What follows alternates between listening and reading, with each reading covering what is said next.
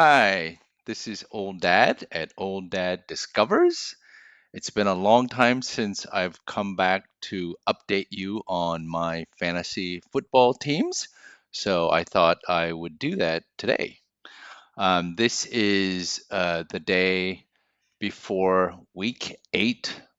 I think, is it week 8 of, yeah, it is week 8 of the NFL football season, and it's week 8 of fantasy football. And currently, I have two teams. One is called Old Dad Discovers with a group of guys in Saigon at the Saigon Fantasy Football League. And I'm currently 4-3 and in seventh place.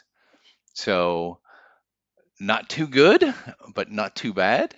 And in my other league, which is football Gangnam style, I'm 3-4 and also in seventh place. Um, It's been a tough season. I thought my team would do better, but I've faced quite a number of huge injuries to my team. And so I had a lot of players out on the bench, and I had to rely on some bench players to kind of fill in. And I've pretty much tried to hold together so that when the my primary plays come back, then hopefully I'll start winning more games. But we'll see, I mean, it's been an injury riddled season in the NFL. So just trying to manage my way through and hopefully get to the playoffs. In both of the fantasy football leagues, there is a playoff that I believe starts in 14th week. So 14th, 15th, and I believe 16th week would be the playoffs. And the playoffs consist of the top 6 teams out of 12 teams. So if I can just squeeze in there and get into the sixth spot, and then hopefully I can get in and do some damage. And even last year in the football Gangnam style, that's the only league I played last year. I think I squeaked in to the playoffs in the sixth position and I managed to win the league. So let's see how this year goes. I'm, of course, feeling optimistic. Um, this week, I've got, let's just say, in my Old Dad Discovers League, I'm got a lot of players that are on bye right now. In terms of the projection, none of our players have played because there was obviously a Thursday game, but I had no players playing Thursday. And right now, the initial projections by Yahoo Sports, which is the where we host our league within the Yahoo Fantasy Football, and I'm projected to only score 94.73 points, while my opponent, my friend Huck, who lives in Houston, um, he's projected to get 98.19. So this is quite exciting.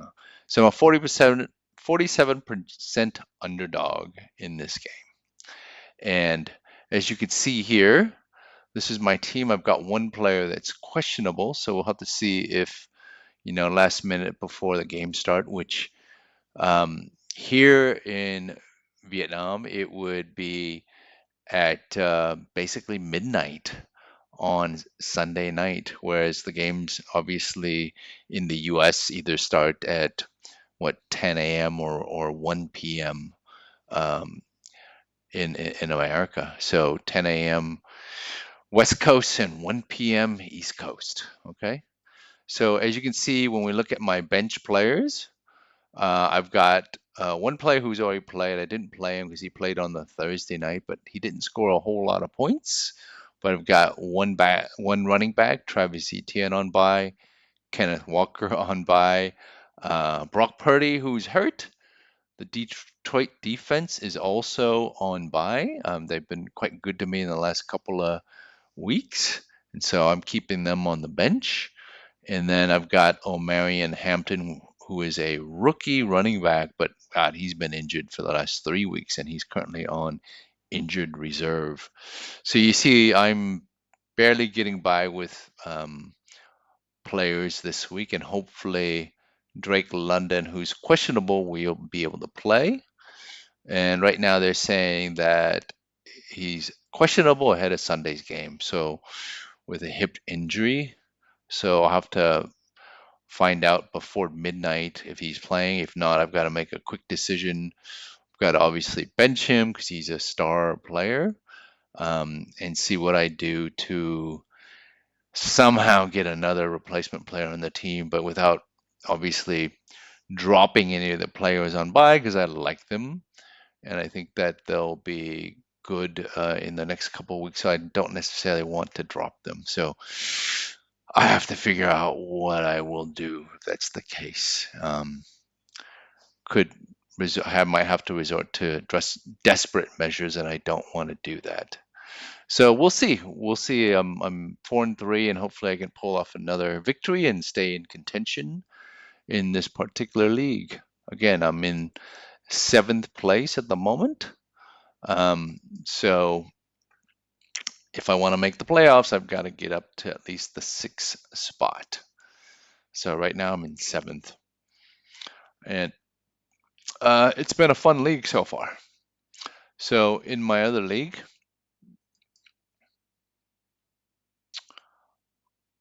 I am again. No, this is that league. Let's go to the other league.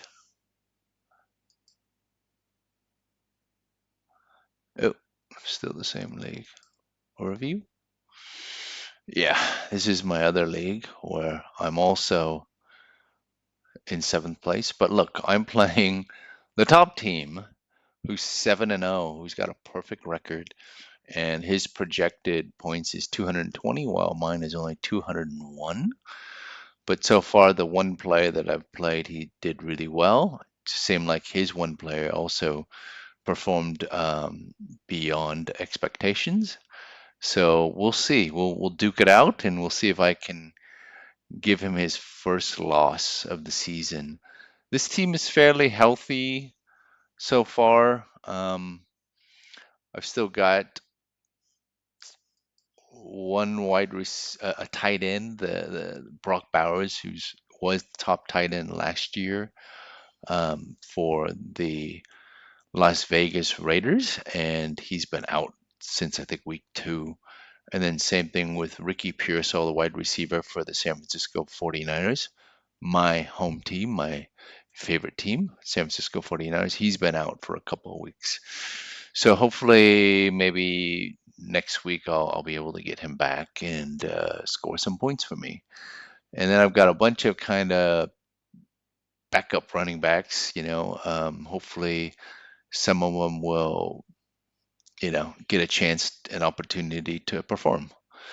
So that's where I'm at with my 2 leagues. Um, I feel like I'm still in a good position. I'm not completely out of it yet, so that's good. And I feel that my team should be keeping my fingers crossed, getting stronger towards the end of the season. I feel, I might make a few trades just to shake things up and reshuffle my team to maybe address some weaknesses. I think my running back room, unless there are injuries, is not as deep, and I only have one star who is Jameer Gibbs, and he finally had a great week last week, but that's it. So I'd like to maybe somehow trade one of my receivers to get another second running back that's super. And my defense has been performing pretty good. It's been kind of patchwork, but I feel like they've performed at a high level fairly consistently. It's just sometimes the offense just kind of drops off the cliff. But it's been a challenging particular season because there are just so many injuries, more injuries than I've ever seen in a fantasy football season. But hopefully that changes. Hopefully the players that I have on my team don't get hurt. I mean, God forbid anybody gets hurt. But It's the game of football. It's a tough and rough sport. Lots of you know, people play with a lot of speed and power, and they're out to really hit others. And so, that's just the nature of the game. But it's a fun game to watch. It's a fun game to follow. Fantasy football is tough because again, it's play. It's using your mind to kind of be like a football manager, a coach in a way, and decide which players you're going to play in any given week, which player you're going to sit, and then just how you manage your team through all the bye weeks. Because obviously, in the NFL season, there are teams that go on bye, which means that they're not playing that week. And so you've got to kind of figure out ways to, stagger the buys so that not your entire team goes on bye in one week, so that you can actually still have a productive week. And then you're also going on what we call the available players or the waiver wire to see under players here which players are available that nobody has that you might be able to pick up as free agents, or if they on waiver, which means somebody dropped them, but then there's a waiver priority in which you can try to pick up that player.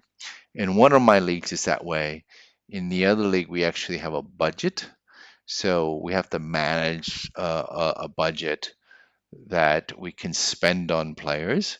And sometimes teams that are desperate will spend big bucks on a particular player, especially if that they feel that player is going to make a big difference for their team. Um, then they'll spend big, and then you just have to manage that budget until you run out, and then you're on a waiver priority based on the last waiver pickup you were able to get. So if you're on the top of the list, then once you pick up a player on waivers, then you go to the bottom, and in which case, for a 12 team league, that will be 12th.